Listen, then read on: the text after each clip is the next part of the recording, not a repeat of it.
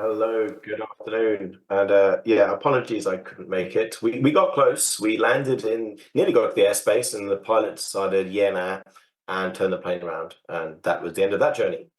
Um, but it's an honor to be asked to do this. So my name's Daniel Cuthbert. I wear a number of hats, and I've been around this industry long enough. And this talk kind of came about based off a friend's comment about building a secure internet. And it got me thinking, and I did the Black Hat keynote a couple of years around this. And it's something that has kind of been building up inside of me for a very long time.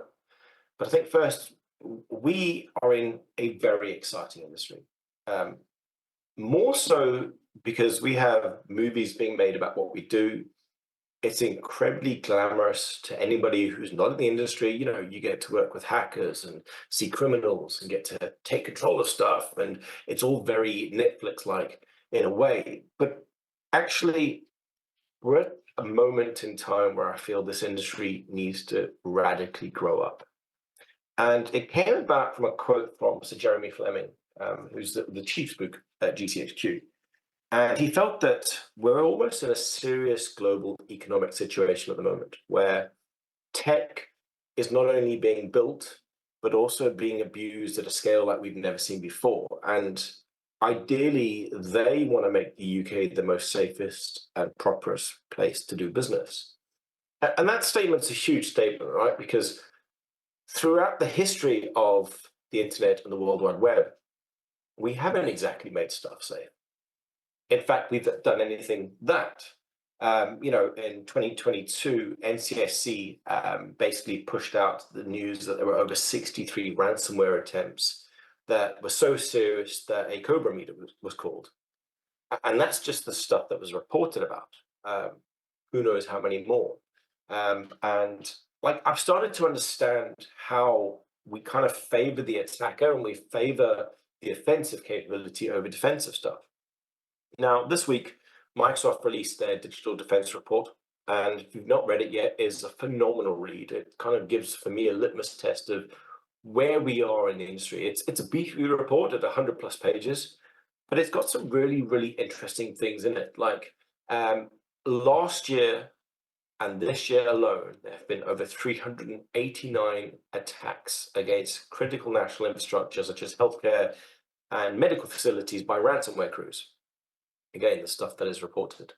Um, Another figure that blew my mind is that there now are over 1,500 individual threat groups being tracked. Now, this number is massive. We can give them a fancy name of a threat group. The reality is they are criminals, right? And these are now so brazen where it's so easy to create a group these days and do crime, and you get your fancy name, and maybe you'll get a figurine made at you where you can be getting it free at a major conference. But the reality is that number of 1,500 groups being tracked is massive. And then the one figure that kind of stuck into me when I read it this week was in May 2024, over 176,000 incidents were detected by Microsoft's XDR, Defender XDR, whereby the incidents were actually disabling or manipulating the security controls of a product. Which means the attackers know how to bypass our security defenses. They know how to turn these features off. They know how to abuse these features. And for me, that just kind of, as I'm heading towards the later part of my career before I end up retiring, is not sitting right with me. And that's kind of because I feel for a very long time, we worship at the altar of calc.exe. And what I mean by that is it kind of made me realize 28 years in that we still seem to think that anything to do with the offensive capability is super impressive, whereas the defensive is always given a second thought. And as somebody who's moved between both fields, it's quite clear to me that doing defensive stuff is way harder than it is ever poning anything. And I think for me, that kind of just doesn't sit right. So I started to look at, okay, well, maybe we are doing something wrong. And that led me to a Black Hat keynote in 2017 in Singapore by a very good friend of mine, Halvar Flake, or Thomas as his one knows him. Halvar shouldn't need an introduction, phenomenal reverse engineer. He's built some of the tools that we all use on a daily basis, such as Binwalk. Like, he's just genuinely that good. And he basically came up with the idea of, well, he asked a question: are we building a secure internet? And I get to see a lot of talks through my position as being on the Black Hat Review Board. I'm really in tune with the security research world. And this one talk resonated with me a hell of a lot because it's something I still can't really answer correctly. But his mindset was quite simple, is that in this room and in our industry, we have a hell of a lot of power. The problem is we're not collectively using that power, right? So if we look at the CISO role, CISOs generally speak to software vendors, they speak to system integrators, they speak to hardware vendors who generally tell them, we've got a product, flash bang whiz thing that stops you doing things. It's in a box in a magic somewhere, and it can get you and solve all your problems. And then it feeds into the security org saying we must make stuff really secure. But the reality is, and anybody who knows me knows that I have a very strong dislike of vendors at the moment, because frankly, they do not care about our security. And they haven't cared about our security for a very long time. Just this week, we've learned that 3 major firewall vendors, these are companies whose sole purpose is to protect our information, our networks, our applications, had bugs from when Mark and I started OWASP. Fortinet, this week, one of their applications had a vulnerability that went onto Sisters Kev, and it was a format string bug, which frankly blows my mind in 2024 that we have a major commercial vendor with a bug that went past being able to drink and drive. It's now got a family with a white picket fence. It shows that that vendor's not doing any form of static analysis, even with the bad static analysis tools. We've got Palo Alto, we've got Ivanti with their CGI scripts, and PHP. We have all these massive vendors who frankly are being breached left, right, and center. The reality is nothing's really changing. And Halvar's message was, why not? Why are we as an industry okay to keep on accepting shoddy software, shoddy hardware, shoddy applications, like it's just something that's accepted? And I guess this is something I've been struggling with for a long time because we don't have it in our normal day-to-day life. If I go and make toast for my kids in the morning, I'm not going to be blown up by the toaster. There are standards where it has to be built and it's safe and secure. We don't seem to apply that same logic to our products that we build in the security industry. So I decided I'm going to try and prove Halvar wrong. Like, maybe we are doing stuff right. And I started to look for projects where security was done right. Reality is there weren't many. There was one, Dan's QML. So back in the day, if you decided to spin up your own mail server, you had the choice of using SendMail, which was always problematic. Anybody who's edited SendMail.cf knows it's not the easiest thing in the world. And then QMail came about, and he had a quote, and it was basically that he found security more important than speed. And to date, there has never been a real issue with QMail from a security perspective. And this came from the bad old days where there were format strings, buffer overflows, you name it. QMail kind of stead the test of time. And that was because Dan's mindset was, I want to eliminate bugs, I want to eliminate bad code, and I just want to push out trusted code. And if you look at the mindset that came about from the engineering perspective, we very much lost our way when it came to building stuff. So I reached out to a lot of friends in the industry, and I kind of started to ask their opinion. Like, do you think we're building a secure internet? And Sherrod DeGrippo, who now works at Microsoft, came out with an amazing tweet the other day, and I will read it here because I'm not going to put it on the screen. We're in this highly educated industry with lots of ego. We are so smart, so trained, so certified, but for some weird reason, it's Dave in accounting who's the failure. He's the reason for the breach, not us. And that tweet really did stick with me. Why? Why is it Dave's problem? Why is it we continually blame Dave or Sally or anybody else for clicking on a link on the machine clicking thing that allows you to click on things? Why are we so very quick to pass the blame to somebody else when the reality is we're still building shoddy stuff using a shoddy browser, using a shoddy operating system that can be owned with one click? And when you start tearing back a lot of the problems that we have in the industry, it's down to a fundamental problem of engineering. You should be okay to click stuff, just like you should be okay to use public Wi-Fi. And as somebody who's found bugs in Wi-Fi, I do recommend people use Wi-Fi because we've moved on. But it seems that we're very quick to blame people for the fact that we ourselves are not helping build really strong and secure stuff. And that got me thinking, but does that mean the human is the source of all problems and that's why we're failing? And I was like, I don't think so. I think there's fundamental problems. I think to answer Halvar's question, I think we are starting to try and build a more secure internet. I mean, there's no doubt that we've got better tooling. My world has bugs and its vulnerability and vulnerability discovery, and the static analysis tools that I use today, such as CodeQL, SendGraph, completely destroy the legacy SaaS tools out there. So it's not a tooling problem per se. Since I did the keynote to Black Hat, large language models have completely evolved. So even now, they're getting a lot better at finding vulnerabilities in code. They're not perfect, but they are definitely helping as a co-pilot. And we have awareness. I mean, OWASP turned 23. That's definitely old enough to drink and drive now. People understand what constitutes a secure application or a secure architecture approach. So is it really the humans that are the weakness anymore? Or is it the kind of, the problems? So I thought, if we've got all these toolings and we've got all these amazing processes and AIs, it must mean that we're finding less bugs or less bugs are being introduced. And this is where I spoke to Ryan Nareen, who's a phenomenal journalist. And if you're not following him on Twitter, I'd urge you to do. In 2022, there were 608 zero days found, right? So that's fine. That's 2022. That's a lot of bugs, okay? At the time of his tweet, it was the 47th in the wild O day. Obviously, O days are a bit of a problem. This year alone, bear in mind we have all these tools, we're at 787.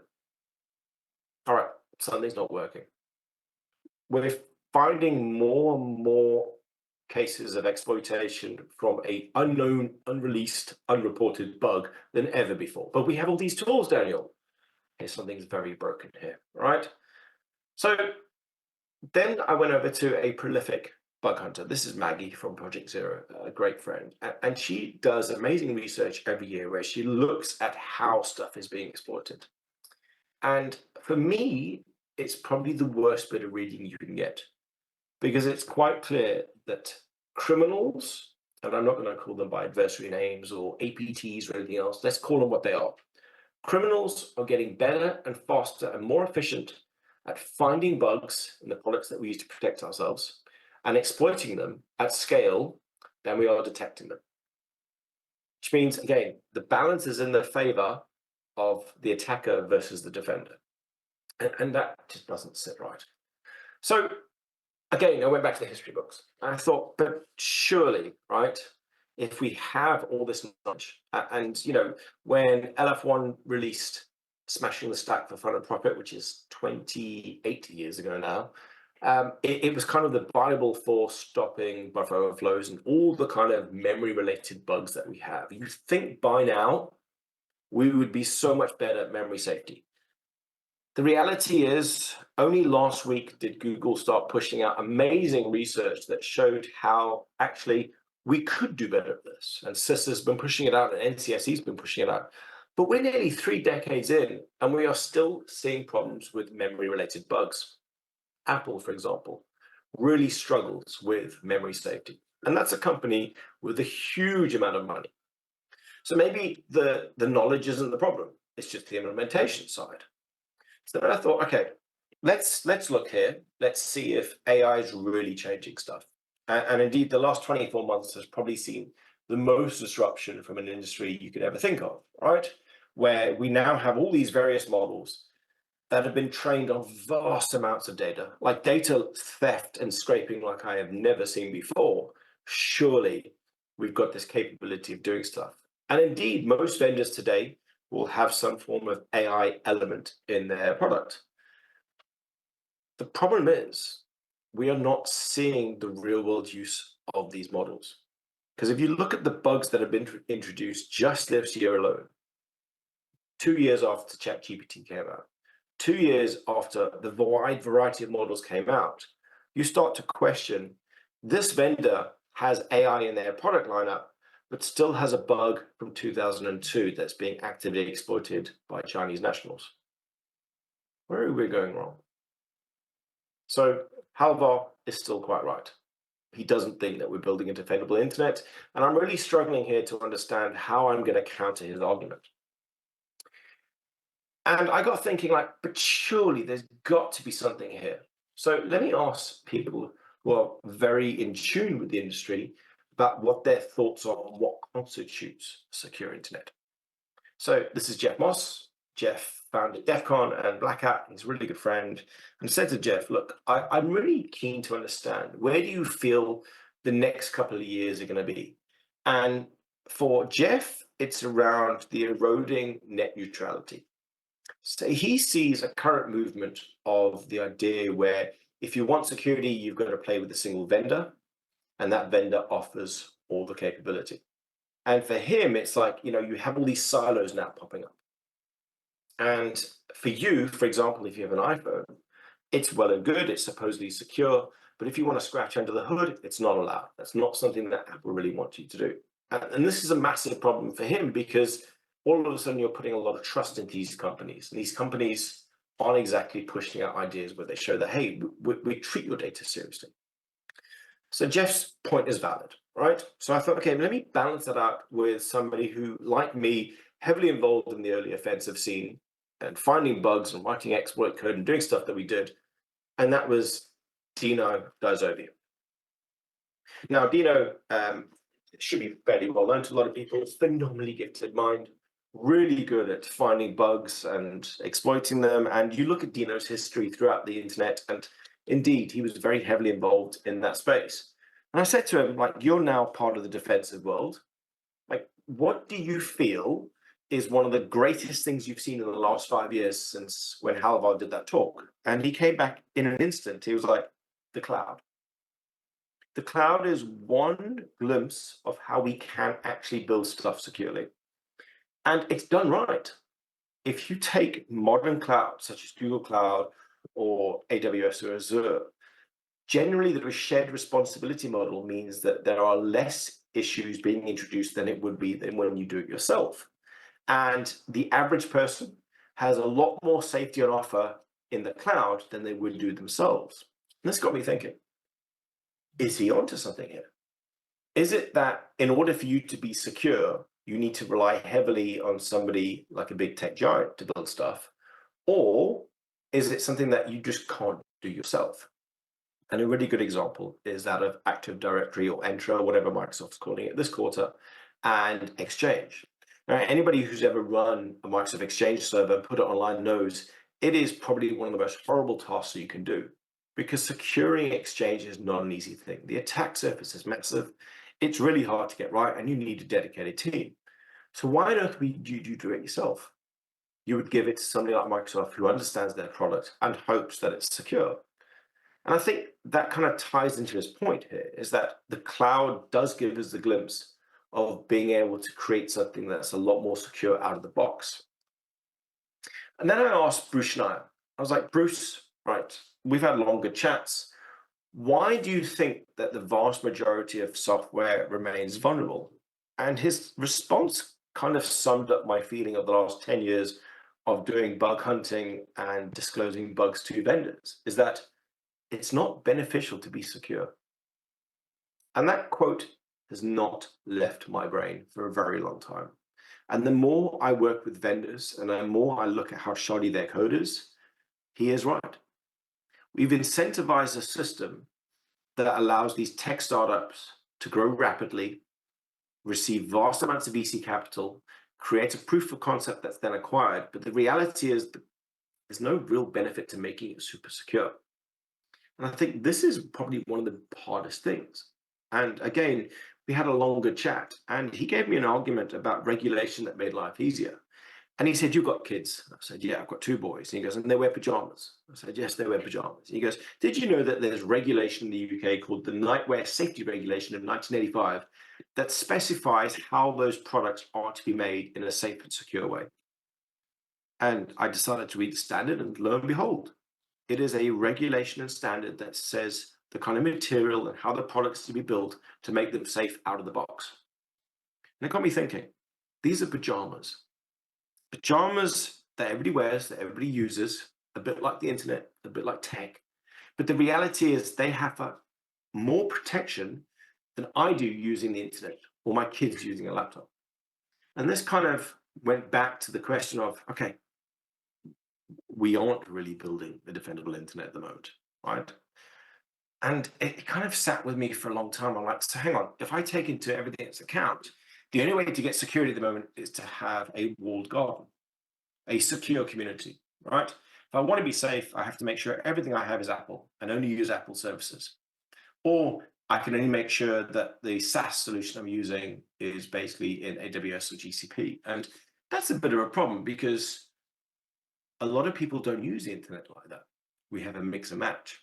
So again, this now leads me down to the horrible path of maybe we do need regulation. And one of my roles is I'm co-chair of UK government's cybersecurity advisory. So we work with government trying to make stuff a lot more secure. And it's always been a conflicting role because the hacker in me has always been, no, we can do it ourselves. But what I've kind of realized over the last 10 years is we've given the industry every single chance they could to do it right. When we created OWASP, it was because the application security industry was non-existent and there's no guidelines of how to do stuff securely. My ASVS standard is a well-known standard for application security, but we still have application security level vulnerabilities. At every single chance, we try to make this industry be better, make more stuff that's in a secure way. But the reality is they failed. And part of me was like, but regulation stifles innovation.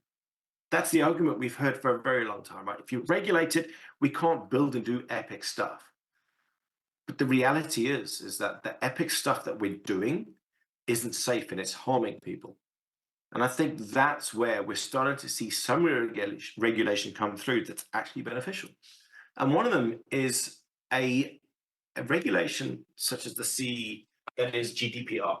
Now, GDPR, sorry, I love because GDPR finally made companies actually give a damn about my data. And they did so because they had a massive stick. And that stick meant that they would lose a lot of money if the data processor or somebody else did something bad with my data. And we've seen a few incidents where they've had to pay massive fines. And indeed, for the best part, most companies do sort of understand now that they need to be a little bit more sure with how and where and what they do with that data. Now, it's true that the US doesn't have one. I do believe the US needs it.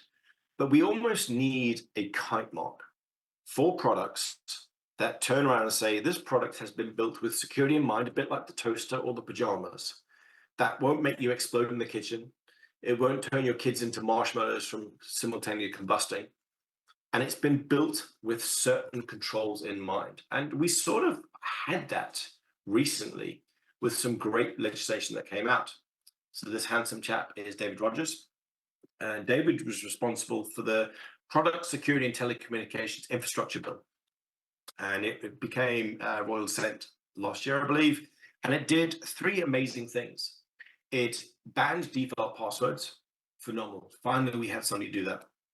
It enforced the idea of vulnerability disclosure, which has always been a problematic part of this industry, reporting bugs to vendors who try and hide it because they see it as a weakness and threaten to sue the researchers. Of myself, that has happened many a time. And more importantly, it introduced transparency on software updates. Gone are the days of just saying bug fix. Now you have to tell customers what actually the problem was, so you can make a decent risk analysis based off that product. And this, in turn, has kind of revolutionized how law enforcement works. So like I said at the start, we've almost kind of worshipped at the altar of the offensive capability in these criminal groups.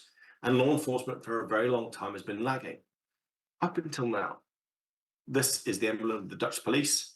And what we've seen in the last couple of years has been a completely massive shift in how law enforcement works from a cyber offensive capability.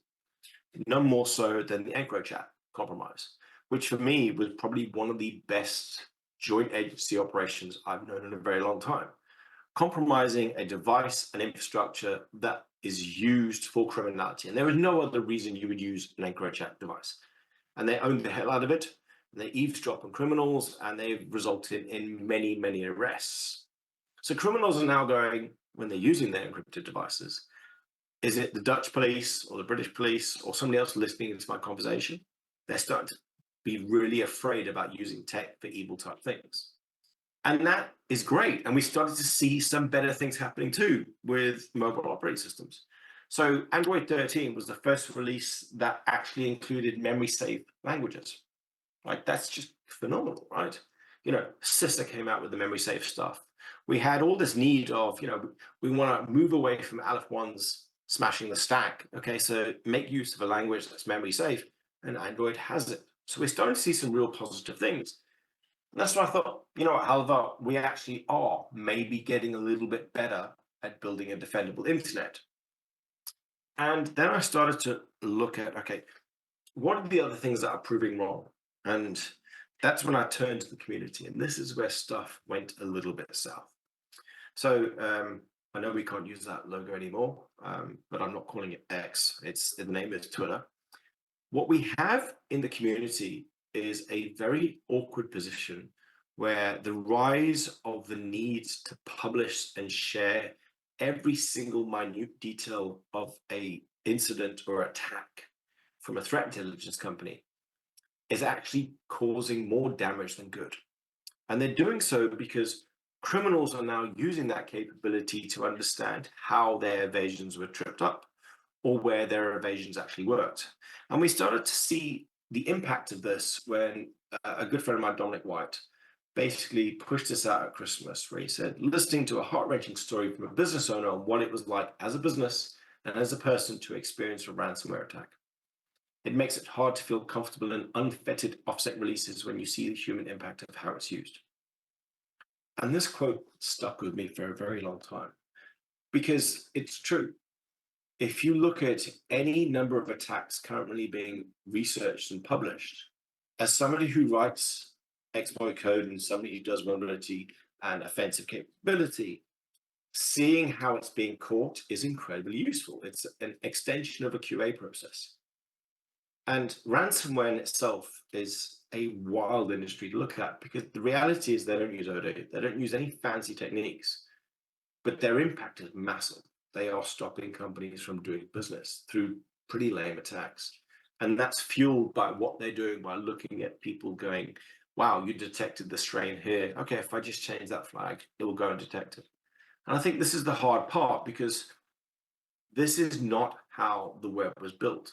And so Tim, on the 25th birthday of the World Wide Web, called for a Magna Carta of the web, where he wanted the web to be more open and transparent. And out of that came the idea called Solid. And what I love about Solid is that it's a specification that allows you to be the custodian of your data. So no longer do I mean that my data is held in a variety of SQLite or Oracle or whatever databases. I'm the one that controls the data, and I control the access, who has it, when they have it, and I can relinquish access when I feel need. And I think the idea behind Solid, whilst rarely unknown, is actually really important.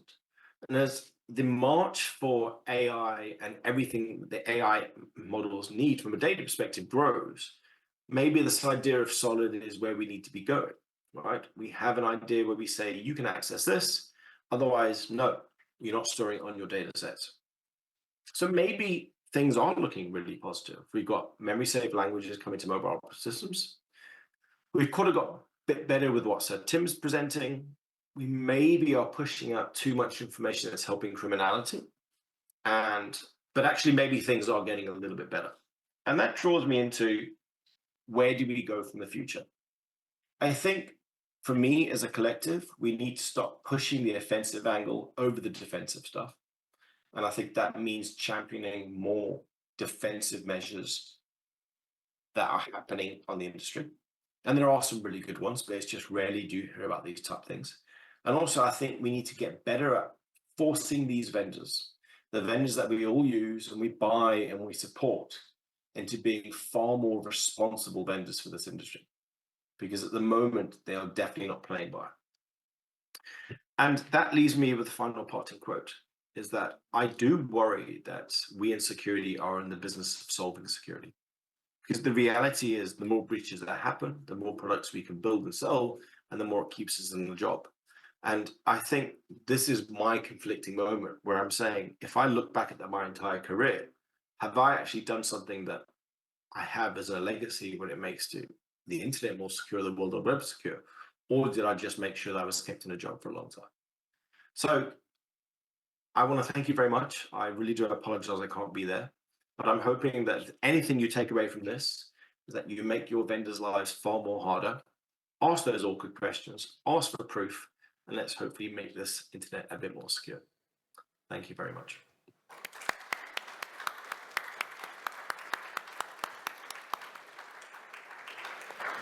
Daniel, thank you so much. We do have a minute or two for some questions if anyone in the room does want to throw a hand in the air. Yes, at the back. Okay, hi. Really interesting. I guess it's quite interesting to talk about regulation having to be quite a key role potentially moving forward. But as these kind of global blocks from key countries have become kind of isolationist and moving away, and Brexit's an example, or if Trump becomes more of an isolationist US, or whatever that is, how do you actually see that in practice working? Because it seems such a monumental task to bring in strict regulation across an international community. Be interested to hear your thoughts, or if there's any other ways that you think might be achieved in order to put these pressure on these vendors, like you mentioned. A very, very good question. We actually are seeing really positive steps from a regulation perspective. Working with government now, nobody really wants regulation, right? Because it's hard. What we want is the threat of regulation. And if you look at the work that both CISA and NCSC are doing, they are doing phenomenal work in persuading companies. So, for example, CISA's known exploitable vulnerability database, KEV, which, if you haven't seen it, I urge you to see it, is a bit like the packet cheap network at DEF CON, where if you were logging into a plain text type web application, your username and password was on a massive screen at DEF CON. KEV is the modern equivalent. As in, if a vendor is on that list, it's because CISA is that concerned that it's being exploited, and it's almost an embarrassment for the company. And I think stuff like that is really important. It's a government agency like CISA, and what Jen's doing at CISA is amazing, making these vendors almost go into a shaming thing, say, you know what, you either fix your stuff now, or this is going to change. And I think we are starting to see some benefits, not all. I agree, some vendors just frankly refuse to even change, and I've given up shaming them. But I think if the big powers, the UK, the US, and the European Union, can go around and change and talk about the need of doing it, I think other countries will act. But it's interesting you mentioned the US. I think right now my two superpowers in this space would be the UK and the US. Colin, we have a question. Just one quick thing. Okay, you've got the stick there for the software vendors that aren't doing the right thing, but what about the carrot? And thinking of food labeling gives us a sort of red, amber, green of how good a piece of software is. If, when you go to purchase a piece of software, whether it be through government procurement, privately, as an individual, there was something that said, this software has been created with a memory-safe language, this software has been developed to this standard, etc., yeah? Then you've got half a chance as a consumer, before you've even double-clicked on the package, accepted their license agreement, that it's been developed right. That's surely got to be a good way forward. I agree with you, and we are starting to see this. So a bit like everything, it's the slowly method. The rise of the SBOM is kind of the attempt at doing that. Now, there are some naysayers around the software bill of materials, But for me, I'm a massive champion of SBOM. And indeed, I've put a big chunk of research into the crypto bomb because I'm doing a lot of post-quantum cryptography discovery at the moment. The SBOM for me is that first attempt at a food label. And it's us saying, you know what, if you're willing to show us the components that your application makes use of, so we can make a discontent issue to say, right, wow, you've not updated this dependency in 6 years. What else does it tell us about your, approach to code security? I think that's going to be quite telling. And I think 2025 will be the year when we start seeing more and more companies demanding SBOM from their vendors. I can't really see the room well, but out of interest, how many of you in your organization are starting to ask vendors for an SBOM when doing procurement?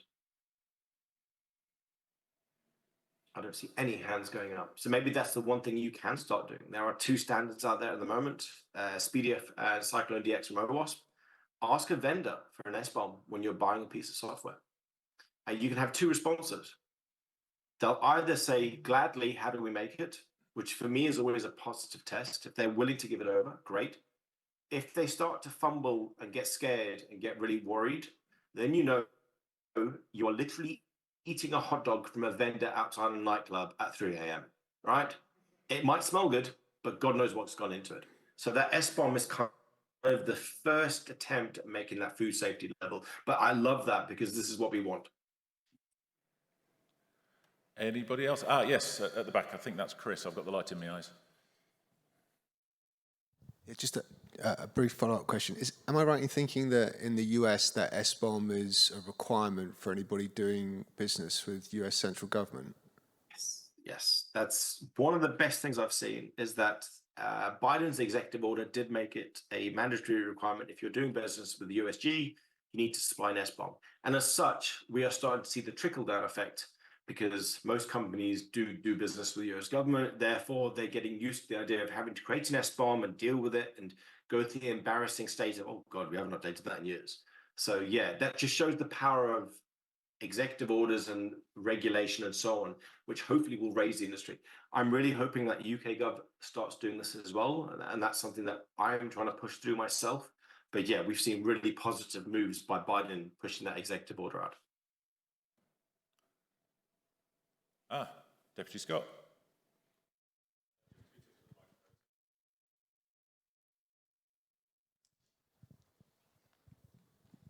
Thanks. That was a really thought-provoking talk. Thank you. The question I have relates to this idea of regulating products. And I'm thinking of a parallel in terms of securitization products and when there were rating agencies, and perhaps the regulators just couldn't really keep up with the people designing the products. So have you given thought to that? Yes. I think it's not an easy task to regulate, especially when it comes to tech and how that tech is built. But as the previous question was asked, was maybe we could start going down a routine of, all right, you have a product that's a security product, and you say you use PHP. PHP is a language that just can't be made secure, no matter what anybody tells you, right? That automatically would mean that the product wouldn't be built safe. Maybe we could start fairly slowly like that. It's not going to be like a toaster, but I think there can be some efforts being made by the regulators who have a checklist or a cheat sheet that says if they're using a modern language and they can prove that they've got a modern software CI/CD pipeline, and they're doing static analysis, and they're doing a threat model, and they're giving an SBOM over, overall that paints a better picture than, yeah, we've used a language from the early 2000s and no, we don't have any of that. But I agree with you, it is not an easy thing to do. And I think that's going to be the next couple of years of battle, at least I'm hoping for, when we can try and make it easier to work out what a product is, if it's secure and if it's fit for purpose. Thank you very much, everybody. Daniel, it was such a shame that you were achingly close to making it to see us yesterday. Daniel and I tend to bump into each other once a year in Madrid at an annual convention that we hold.